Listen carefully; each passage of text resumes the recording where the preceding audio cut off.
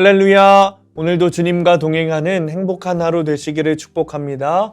오늘 큐티 본문은 창세기 25장 19절에서 34절까지 말씀입니다. 오늘 큐티는 큰 자가 어린 자를 섬기리라 라는 제목으로 에서와 야곱의 이야기입니다. 말씀 질문입니다. 왜 리브가는 산파에게 가지 않고 하나님께 물었을까요? 아브라함이 100세에 낳은 이삭은 40세에 리브가와 결혼합니다. 성경에서 보통 여자의 족보 출신은 잘 나오지 않는데 리브가는 구속사의 족보를 이을 여인이었기 때문에 그 계보가 기록되었습니다. 그런데 결혼한 지 20년이 넘도록 이 이삭에게 아이가 없는 겁니다. 그래서 이삭이 계속해서 간구했어요. 그러자 하나님께서 쌍둥이를 주십니다.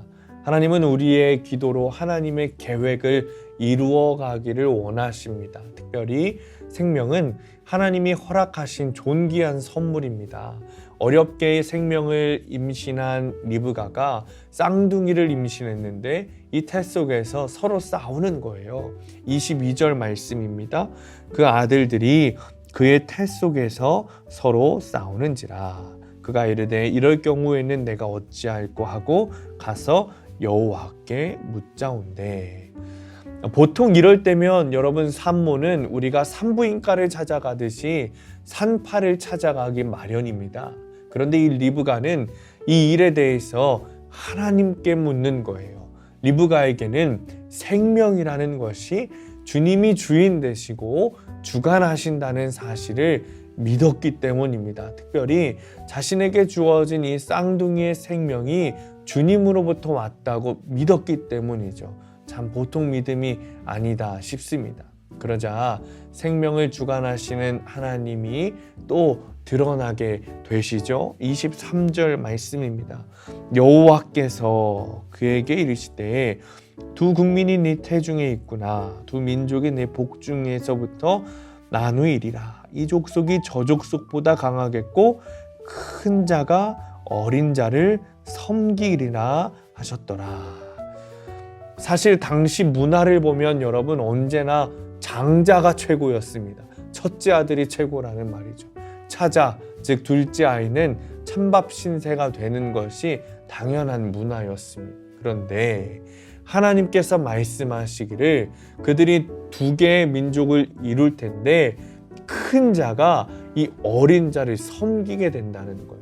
이것은 인간의 생명, 인생이 사람의 계획, 사람의 전통이 아니라 주님의 계획하심과 주님의 주관하심에 있다는 사실을 명백하게 보여주는 겁니다.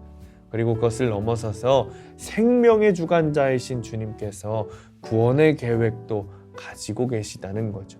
오직 생명과 구원의 주권은 주님께 있다는 것을 믿어야겠습니다. 적용 질문입니다. 나와 내 가족이 구속사의 족보를 이어가고자 오늘 해야 하는 적용은 무엇입니까? 이해하기 어려운 일이 때로는 하나님의 구원을 위한 은혜의 사건이라는 것이 믿어집니까? 오늘의 원포인트입니다. 내 인생의 주인은 주님이십니다. 우리의 생각, 우리의 계획, 주님께서 우리에게 주신 자유의지 너무나도 다 중요합니다. 그렇지만 내 인생의 주인은 주님이라는 사실을 믿는 것이 가장 중요합니다. 여러분 말씀으로 알려주신 주님의 계획에 따라 순종하시기 바랍니다. 그래서 주님의 은혜를 누리시는 하루 되시기를 축복합니다. 기도하겠습니다. 주님, 리브가의 믿음이 우리에게 있게 되기를 원합니다. 생명의 주관자가 하나님이시라는 사실을 믿었고 모든 인생의 주관자가 하나님이시라는 사실을 리브가는 믿었습니다. 그래서 그의 아들과의 문제 가운데 다른 전문가에게 찾아가는 것이 아니라 여호와께 찾아갔습니다. 아버지, 우리의 인생의 문제 가운데, 우리의 인생의 계획 가운데 다른 누군가에게 묻는 것이 아니라 주님께 묻게 되기를 원합니다.